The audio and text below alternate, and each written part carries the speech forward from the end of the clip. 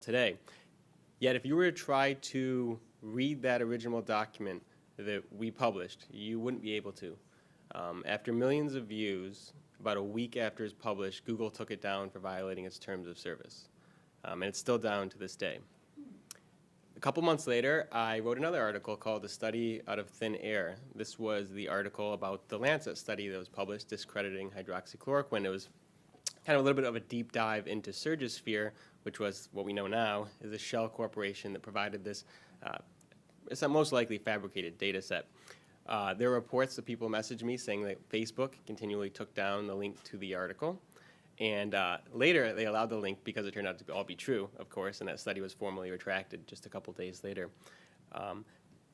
This degree of censorship is happening to not just physicians, but people everywhere on social media platforms. We have the CEO of YouTube who openly stated that anything that was said on YouTube that was against the advice of the World Health Organization, which we all know has made a number of mistakes throughout this pandemic, would be subject to censorship.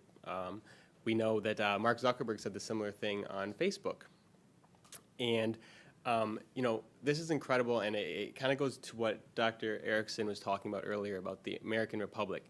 Because with the pandemic, with the fear of this pandemic, in the matter of just weeks, with mandated stay-at-home laws, with rules against public gatherings, we really lost the right to peaceably assemble.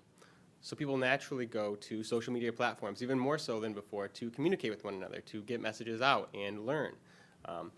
And then we're censored there, eroding our ability to have free speech. And so what we've seen is, in the matter of just a couple weeks, really some of the most fundamental rights of the American Republic being taken away from us. And I think it's incredibly important for Americans to resist the loss of these civil liberties.